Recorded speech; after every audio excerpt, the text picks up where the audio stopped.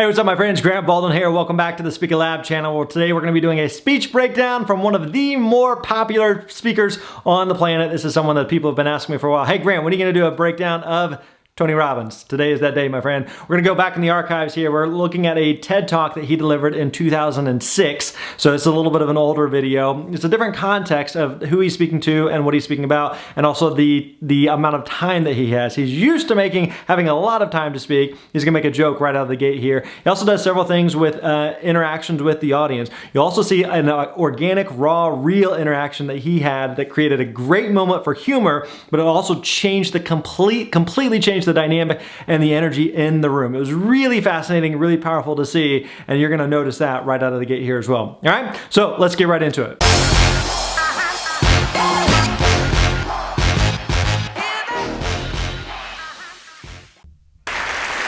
Thank you. I have to tell you, I'm both challenged and excited. My excitement is I get a chance to give something back. My challenge is the shortest seminar I usually do is 50 hours. And I'm not exaggerating. I do weekend. Now, let's talk about this for a second. This opening, and then let's just talk about Tony as a whole, right? Tony is obviously a very, very popular keynote speaker, motivational speaker. He's someone who's been doing this for a long time. And so when an organization or a group hires Tony to come speak, they're not necessarily hiring him for his content, although that is certainly a factor, and Tony's content is very, very good. They're hiring him because he brings a certain amount of celebrity factor to an event and certain name draw and name recognition. And so if Tony is speaking at someone's event, there's going to be a lot of people who will sign up to go attend the event and go listen to Tony just because it's Tony, right? And so that means that he can charge more, and that also means that he can do some things that you and I may not be able to do as speakers. So as we go through this, be aware of that. So even just this opening line of him saying, you know, the shortest seminar that I do is 50 hours. Well, the audience already knows Tony, they're familiar with Tony, and so they get that, they understand that, and that creates some humor there. Versus if you and I went out, if I said that, well, you know, I said the exact same thing and the audience had no idea who I was, it's not really funny, and the audience is like, I mean, maybe it's kind of funny, but they don't really have the same connection. So think of it this way. Let's say that you're a music fan, and there's a specific band that you like. There's a difference between going to some type of, you know, club or concert venue or arena or whatever to see your favorite band or musician perform versus just going to that same club or that concert venue or arena or whatever just to like, I just know some musician is performing tonight. I have no idea what the genre of music is. I've never heard of this musician. I don't know any of their songs. I just like music, so I'm going to go see that, right? That's the way it is oftentimes with speakers. Is the audience here, they are excited to hear Tony. Not just any speaker, but to hear Tony specifically, right? So they've already got some of that built-in rapport and connection. And so it creates some immediate connection for him that, again, you and I wouldn't have as a speaker who just came out to an audience who has no idea who we are. And what I do more than that, obviously coach people, but I'm into immersion, because how'd you learn language? You didn't learn it by just learning principles. You got in it and you did it so often that it became real. And the bottom line of why I'm here, besides being crazy mofo, is that I'm really in a position, I'm not here to motivate you, obviously, you don't need that. And a lot of times that's what people think I do, and it's the furthest thing from it. What happens though is people say to me, can we just talk real quick about how big that suit is or that haircut he's got going on? Both of those look nice from 2006. I don't need any motivation. And I said, well, that's interesting. That's not what I do. I'm the why guy. I don't know why you do what you do. What is your motive for action? What is it that drives you in your life today, not 10 years ago, or are you running the same pattern? I'm here because I believe emotion is the force of life. All of us here have great minds. You know, most of us here have great minds, right? I don't know if I'm in the category, but we all know how to think. And with our minds, we can rationalize anything. We can make anything happen. We can, I agree with what was described a few days ago about this idea that people work in their self-interest. But we all know that that's bullshit at times. You don't work in your self-interest all the time. Because when emotion comes into it, the wiring changes in the way it functions.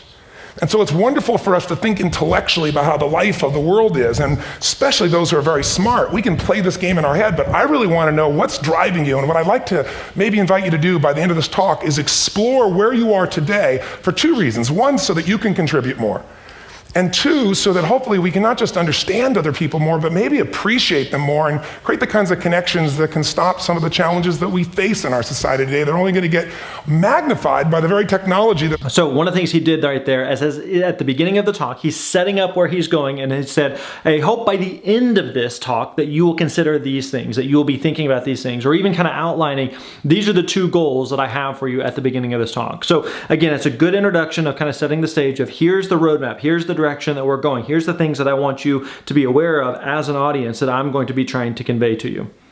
Connecting us, because it's making us intersect. And that intersection doesn't always create the view of everybody now understands everybody and everybody appreciates everybody. So I've had an obsession basically for 30 years. And that obsession has been what makes the difference in the quality of people's lives? What makes a difference in their performance? Because that's what I got hired to do. I got to produce the result now. That's what I've done for 30 years. I get the phone call when the athlete is burning down on national television and they were ahead by 5 strokes and now they can't get back on the course. And I got to do something right now to get the result or nothing matters.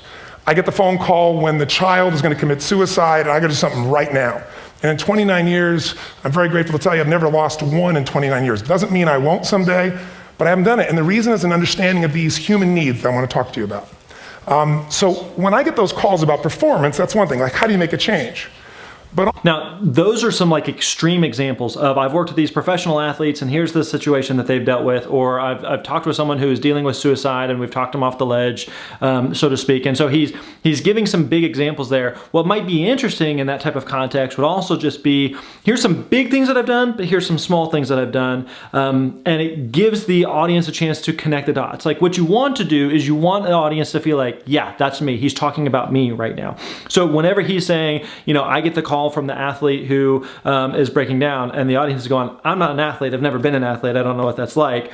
But they could say he's talking to a room of, you know, thought leaders and executives and all these bigwigs at TED. So he could say, you know, I was the one that gets the call when the company's on the verge of filing for bankruptcy, or I'm the one that you know, our earnings report just wasn't what was expected and we got hammered in the media, or something like that to the audience that's going like, that's me. I've dealt with that. I know what that feels like. So any of those type of connections that you can make, and again, this is where it's really, really important for you to know your audience, because the examples that he might give here in this sitting and situation may be completely different than if he's speaking to a group of moms, you know, about something else. So it's really important that you know your audience so that you make sure your examples are relevant to that audience. So I'm looking to see what is it that's shaping that person's ability to contribute, to do something beyond themselves. So maybe the real question is, you know, I look at life and say there's 2 master lessons. One is there's the science of achievement, which almost everyone in this room has mastered to an amazing extent. That's how do you take the invisible and make it visible, right? How do you take what you dream about and make it happen, whether it be your business, your contribution to society, money, whatever it is for you, your body, your family. But the other lesson of life that is rarely mastered is the art of fulfillment. Because science is easy, right? We know the rules, you write the code, you follow those, and you get the result. Once you know the game, you just, you know, you up the ante, don't you? But when it comes to fulfillment, that's an art. And the reason is it's about appreciation and it's about contribution. You can only feel so much by yourself. So I've had an interesting laboratory to try to answer the question of the real question, which is what's the difference in somebody's life if you look at somebody like those people that you've given everything to, like all the resources they say they need. You gave them not a $100 computer, you gave them the best computer. You gave them love, you gave them joy, you were there to comfort them. And those people very often, and you know some of them I'm sure, end up the rest of their life with all this love, education, money, and background, spending their life going in and out of rehab. And then you meet people that have been through ultimate pain. Psychologically, sexually, spiritually, emotionally abused, and not always, but often they become some of the people that contribute the most to society. So the question we got to ask ourselves really is, what is it? What is it that shapes us? And we live in a therapy culture. Most of us don't do that, but the culture is a therapy culture. And what I mean by that is the mindset that we are our past. And everybody in this room, you wouldn't be in this room if you bought that theory, but most of society thinks biography is destiny. The past equals the future. And of course it does if you live there. But what people in this room know and what... Now, let's talk about something else here that's happening with this talk. Now, oftentimes we think of Tony Robbins as kind of this, you know, he's a very tall figure. He's 6'6", 6'7", 6'8", something like that. He's a big dude. And so we oftentimes think of him in terms of his seminars where he's kind of like rah-rah guy up on stage, clapping, jumping around. And so always, again, recognizing the context of the audience that you're speaking to. So he's speaking at TED here, which I think is just a few hundred people at the time of this original one. So it's not like he's speaking to an arena of 10,000 people. There's a couple hundred people. So you want to make sure that your energy matches that of the context. So him jumping around, him trying to do a rah-rah thing at a TED event just doesn't work. It doesn't make sense. It doesn't fit. It's not congruent with the audience that he's speaking to or what it is that he's speaking about. So always be aware of the context that you're speaking in and the audience that you're speaking to, and making sure that your actions and that your gestures, all of that matches, so it's not out of alignment. We have to remind ourselves, though, because you can know something intellectually. You can know what to do and then not use it, not apply it. So really what we got to remind ourselves is decision is the ultimate power. That's what it really is. Now, when you ask people, have you failed to achieve something? How many have ever failed to achieve something significant in your life? Say, I. Thanks for the interaction on a high level there. But if you ask people... Now again, he is used to working with an audience that is immediately engaged, that they are there, they are bought into him, they have drank the Kool-Aid. So how many of you have experienced this? Say I. And so he's normally having a huge reaction, got a very little reaction there. And again, it's a good opportunity just to make a joke about it, but also again, recognizing this audience. So this is an audience that didn't necessarily come to see specifically Tony versus a different audience that did come to see Tony. They're all in, they bought in, they drank the Kool-Aid, they're gonna yell I at the top of their lungs. So he recognizes that and makes a little joke about it. Why didn't you achieve something? Somebody who's working for you, or a partner, or even yourself. When you fail to achieve a goal, what's the reason people say they failed to achieve? What do they tell you? Didn't know enough, didn't have the knowledge, didn't have the money, didn't have the time, didn't have the technology, I didn't have the right manager. Didn't have the... Okay, good example here of him getting like a call and response type of thing. And you can do that in a small type of setting. If he's speaking to an audience of 5,000 people, hey, shout out some answers that, of same type of question, then it starts to get a little bit more chaotic there. But he can do this in a smaller type setting where he's gonna interact and engage with the audience, get some feedback from them, and kind of call back as people are saying things. Supreme Court.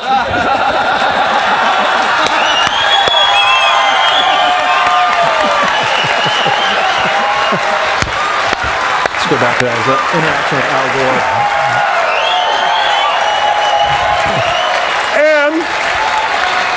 Gore. And didn't know enough, didn't have the knowledge. Now, for context here, this is 2006. The 2004 presidential election was the one between, I think it was 2004, wasn't it? It would have been between Bush and Gore. And that was the one where Florida was a big issue and ended up going to the Supreme Court. So I think this is where Al Gore makes his... Didn't have the money, didn't have the time, didn't have the technology, I didn't have the right manager. Didn't have the Supreme Court.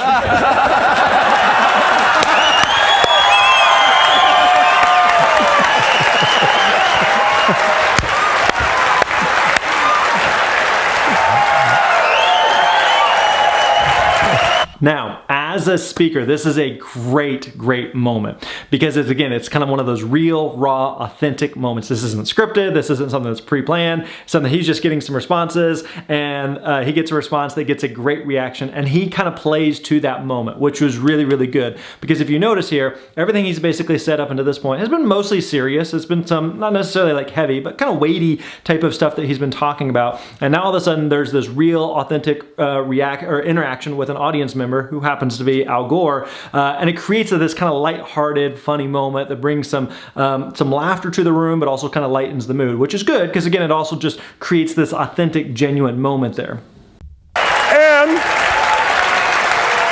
And so he did a good job too of, he could have just said, Al Gore said Supreme Court, he repeated Supreme Court, everyone kind of laughs and he moves on. But he takes it a step further to go like high five him, to interact with him, and that kind of plays it up even bigger. What do all those, including the Supreme Court, have in common? Good, and to call back to it again. They are a claim to you missing resources. And they may be accurate. You may not have the money, you may not have the Supreme Court, but that is not the defining factor. Good. And you correct me if I'm wrong. So notice the engagement, the energy of the entire play shifted because of that audience interaction. Again, that can go well and that can go not so well sometimes, but Tony's doing a good job of leaning into that. Now the energy is way up, right? If he asked everyone right now, how many of you agree with this, say aye, he would have 100% engagement because of the connection that he now has with the audience. Defining factor is never resources, it's resourcefulness. And what I mean specifically, rather than just some phrase, is if you have emotion, human emotion, something that I experienced from you day before yesterday at a level that is as profound as I've ever experienced, and if you'd communicated with that emotion, I believe you would have beat his ass and won.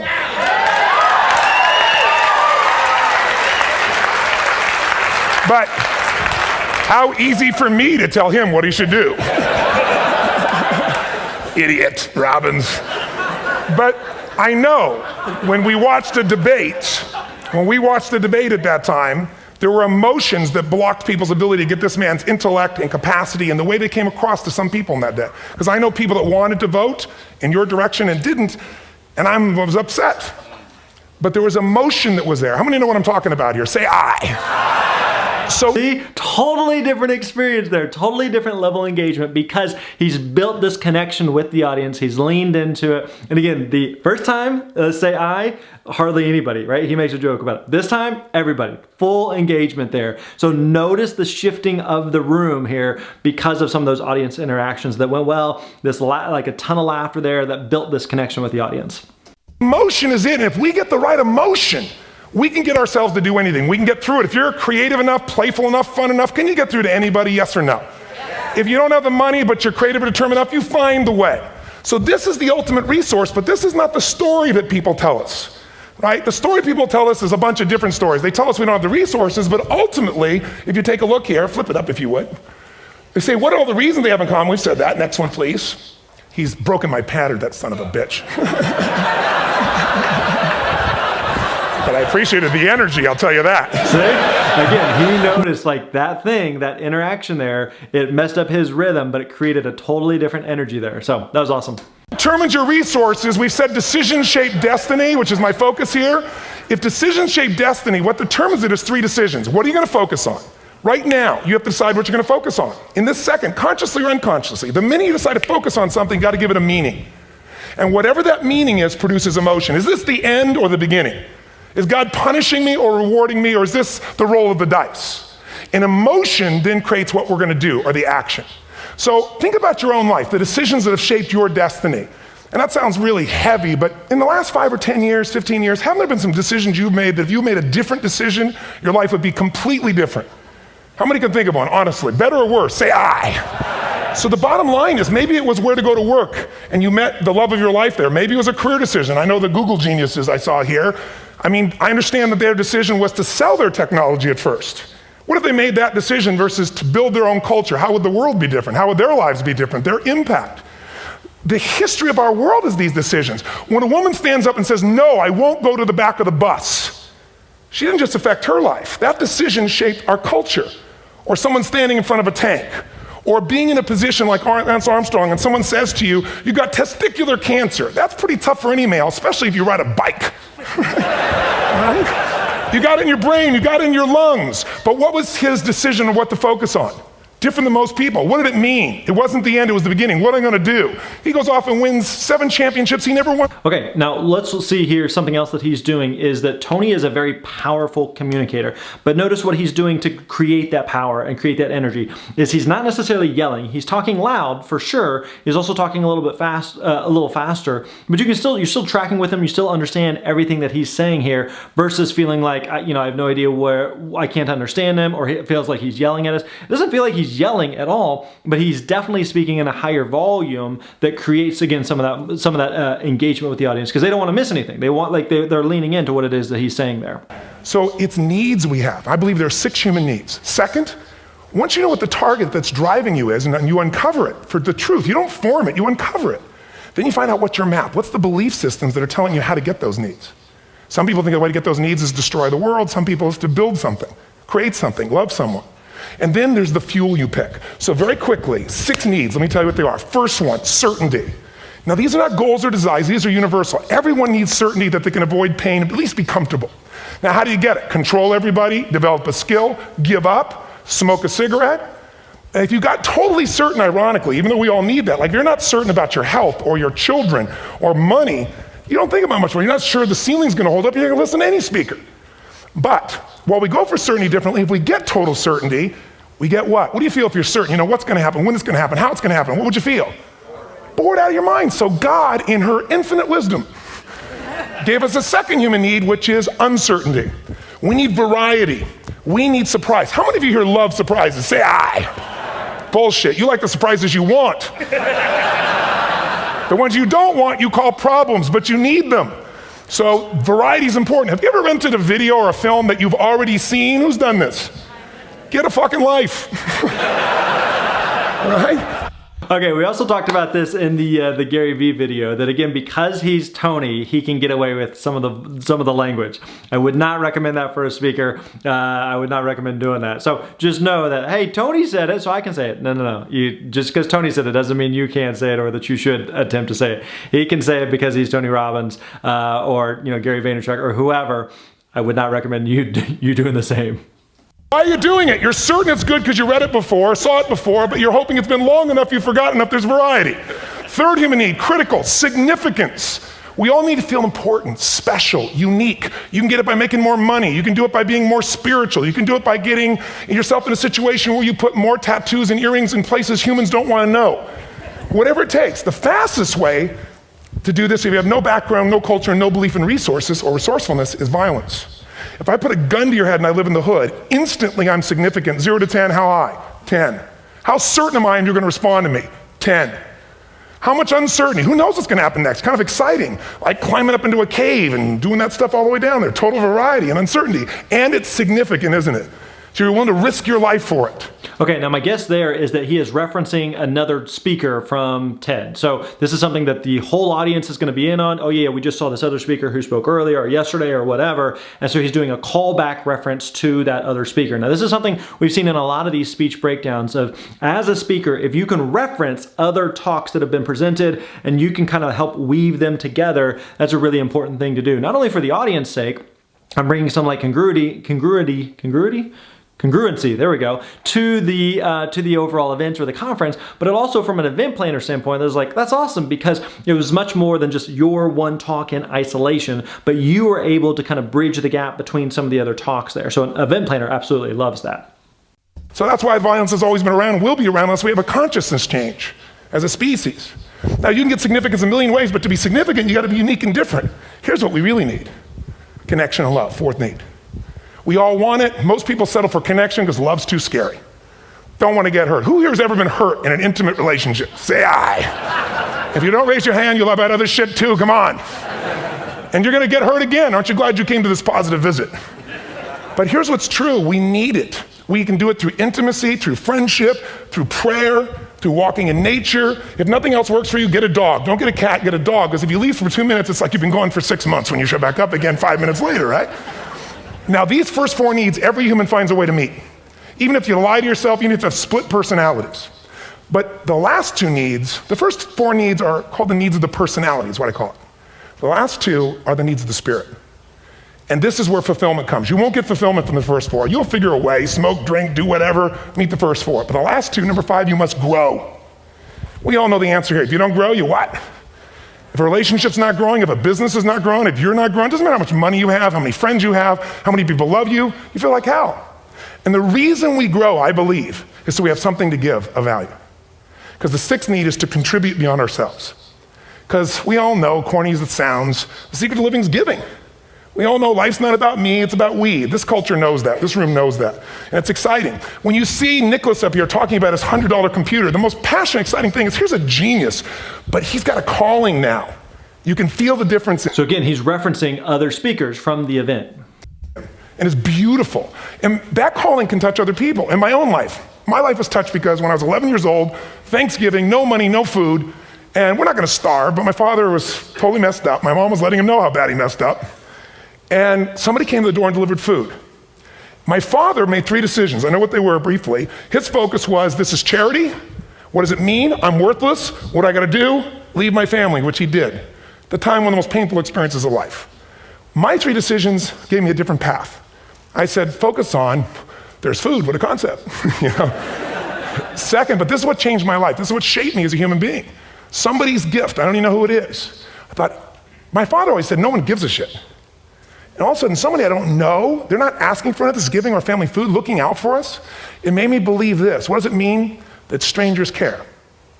And what that made me decide is if strangers care about me and my family, I care about them. What am I gonna do? I'm gonna do something to make a difference. So when I was 17, I went out one day on Thanksgiving. It was my target for years, have enough money to feed 2 families. Most fun thing I ever did in my life, most moving.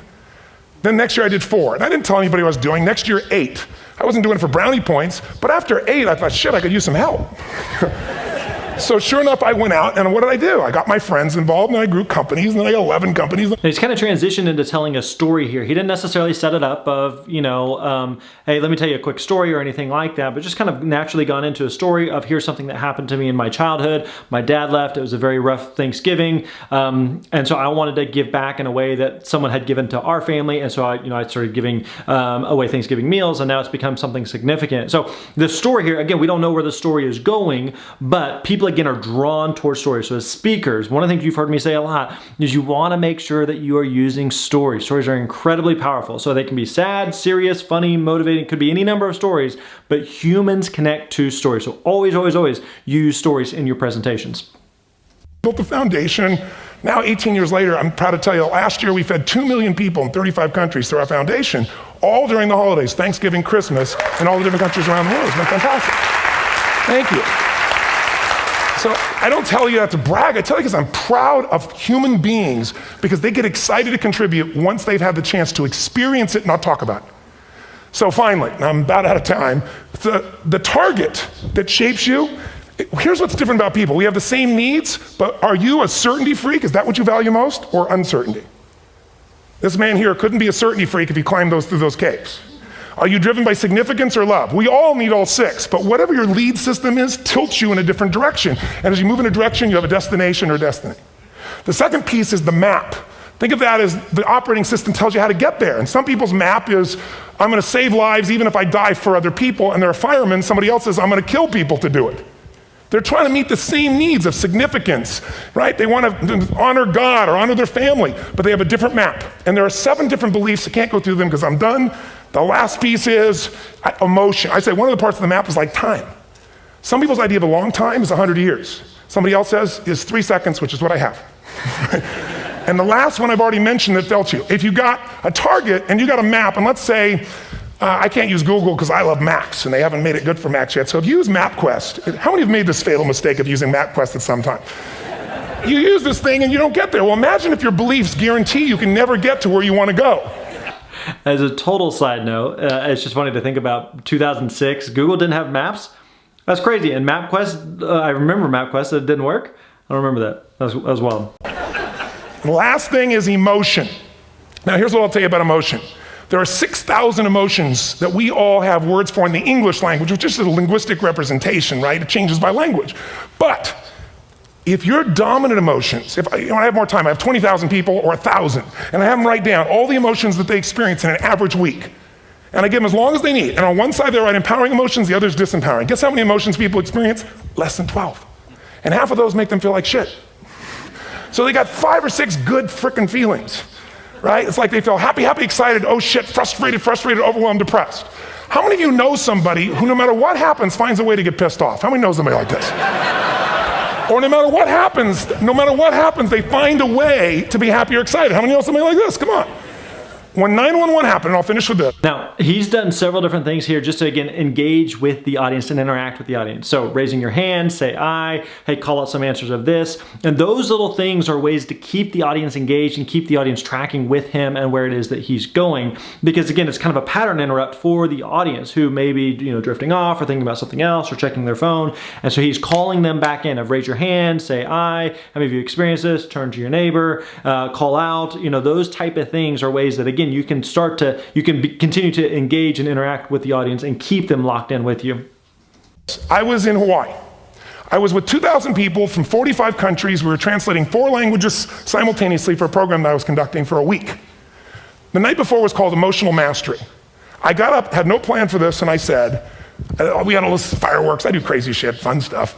And then at the end I stopped, and I had this plan I was gonna say, but I never do what I'm gonna say. And all of a sudden I said, when do people really start to live? When they face death. And then I went through this whole thing about if you were gonna get off this island, if 9 days from now you were gonna die, who would you call, what would you say, what would you do? One woman, well that night is when 9/11 happened. One woman had come to the seminar, and when she came there, her previous boyfriend had been kidnapped and murdered. Her friend, or her new boyfriend, wanted to marry her, and she said no. He said, if you leave and go to that Hawaii thing, it's over with us. She said it's over. When I finished that night, she called him and left a message, true story, at the top of the World Trade Center where he worked, saying, honey, I love you. I just want you to know, I want to marry you. It was stupid of me. She was asleep, because it was 3 a.m. for us, when he called her back from the top and said, honey, I can't tell you what this means. He said, I don't know how to tell you this, but you give me the greatest gift, because I'm going to die. And she played the recording for us in the room. She was on Larry King later. And he said, you're probably wondering how on earth this could happen to you twice. And he said, all I can say to you is, this must be God's message to you, honey. From now on, every day, give your all, love your all. Don't let anything ever stop you. She finishes, and a man stands up and he says, I'm from Pakistan, I'm a Muslim. I'd love to hold your hand and say I'm sorry, but frankly, this is retribution. I can't tell you the rest because I'm out of time. What? No. Are you sure? Finish the story. You gotta keep going. 10 seconds.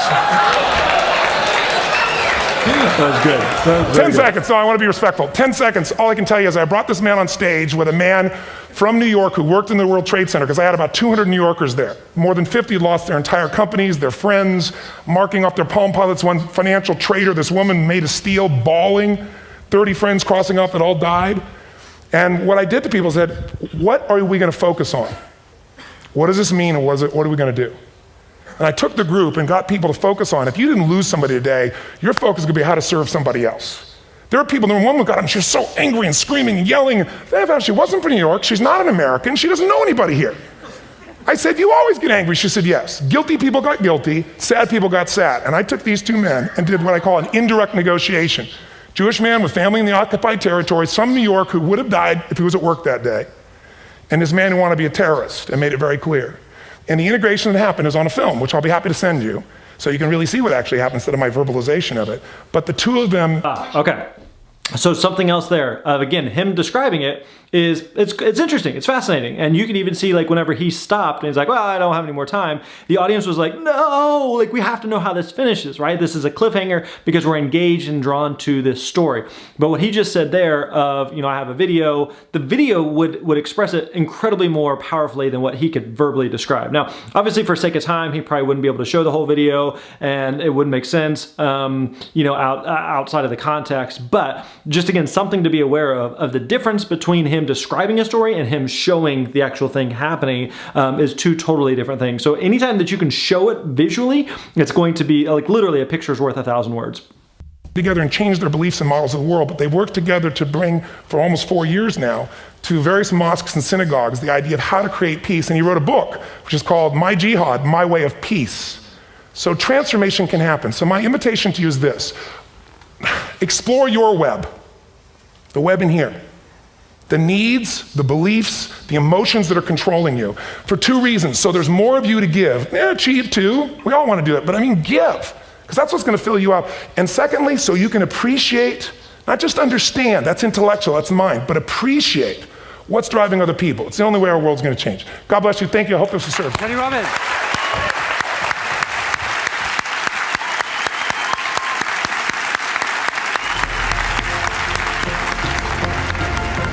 It was a great finish there, but it was a very rushed finish. So again, for sake of time, he was trying to wrap up quickly and he was trying to get off stage. So get that. But again, just be aware of how rushed that was. It almost felt anticlimactic. He delivered a great talk. So deliver your final line, make your final point, and then stand in that and be and finish strong rather than just trying to rush off stage. Again, kind of a different context there, but again, something to be aware of.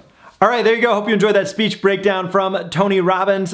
Great TED Talk from 2006 there. Hey, if you like this, don't forget to subscribe to the channel. We are giving these videos to you every single week, and we want to help you build and grow your speaking business to become a better speaker and to make a bigger impact in the world. Also, don't forget to like the video and comment below. Let us know what is the one takeaway that you learned that you're going to apply to your next presentation, as well as what is the one speaker that you would like for us to break down on a future video. So again, don't forget to like, subscribe, comment below, and we'll catch you next time, my friend. You're awesome.